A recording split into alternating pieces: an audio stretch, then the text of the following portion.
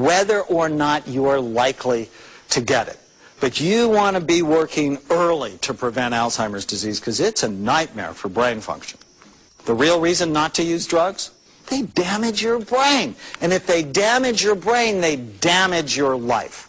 So here's, for my own patients, this is a cocaine brain, a methamphetamine brain, an alcoholic brain, and a heroin brain.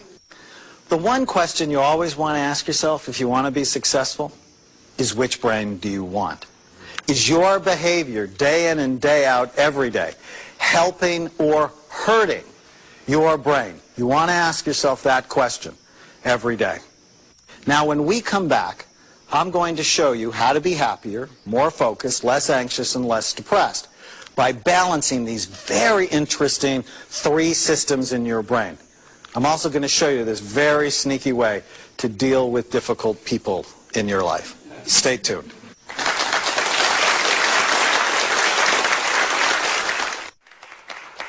Thank you. Welcome back.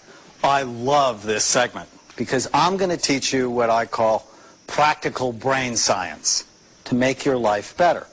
As you will see, brain science is eminently practical because your brain's involved in everything you do.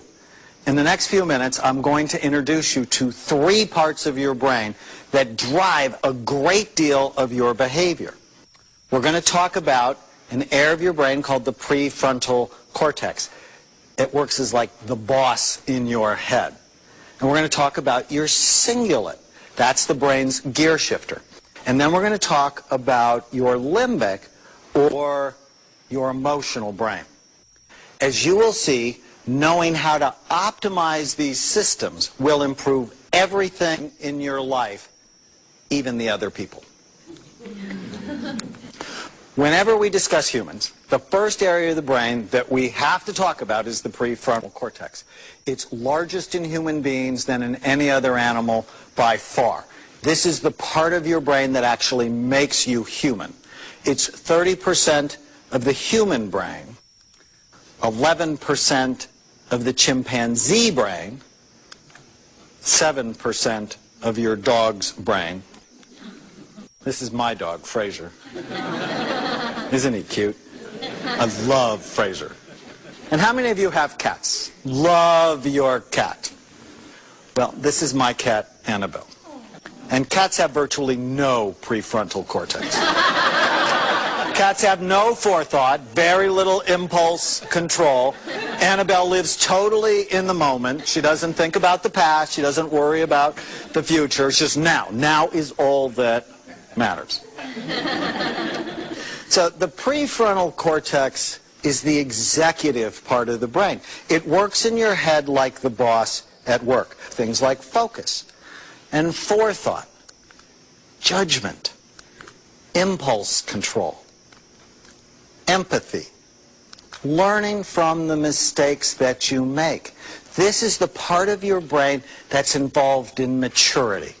When there are problems in this part of the brain, you act like a cat. I mean, how many times have I told her, don't do this? Doesn't matter. Okay, when there are problems in this part of the brain, what we see is short attention span, impulse control problems. They procrastinate, they put things off, they have bad judgment, they don't have much empathy, and they don't learn from the mistakes that they make. Haven't you ever wondered about yourself or someone else? It's like, why aren't they learning? Why aren't they getting it? And it's because this part of the brain may not be getting good function.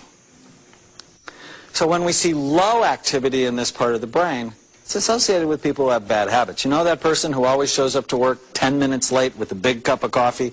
Odds are low activity in this part of the brain. Or people who smoke, or internet gambling. Low activity. They're looking to stimulate it. People have attention deficit disorder. You've heard about ADD, very commonly diagnosed in children, but did you know it's also very common in adults? Most of the kids who have it grow up and have it as well. And our research studies and other people's research as well has shown low activity in this part of the brain. People who have a weak conscience, who make decisions and you're just like, why did you do that? low persistence. They can't stick with things. Some forms of depression, especially low energy forms of depression, and people who are excitement or conflict seeking. Do you know anybody like this? These are people who play this game I call let's have a problem. It's like they need to be upset in order to concentrate. It's like being upset actually stimulates their brain and helps them feel more normal. So as kids, they pick on their brothers. As spouses, they may pick on their spouse, right? Or they may be stirring it up at work.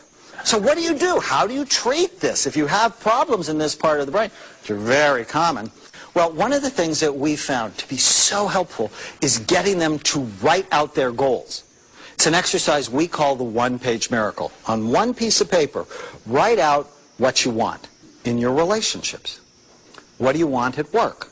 What's your goal? What do you want for your money? And what do you want for your physical and emotional and spiritual health? What do you want? Write it out. And then you look at it every day and you go, is my behavior getting me what I want? The second thing is exercise. Exercise actually boosts blood flow to this part of the brain. Now, I have a specialty in people that have attention deficit disorder. And many people ask me, okay, I don't really want to take medicine. What is the best natural treatment for ADD? And what it is, it's intense aerobic exercise along with a high-protein, low-carbohydrate diet. Now, this diet is not good for everybody. But for people who have ADD or people who have low activity in the front part of their brain and they have trouble with concentration and they're disorganized and they procrastinate, this is a great diet for them because it helps their energy and it helps them concentrate. Fish oil.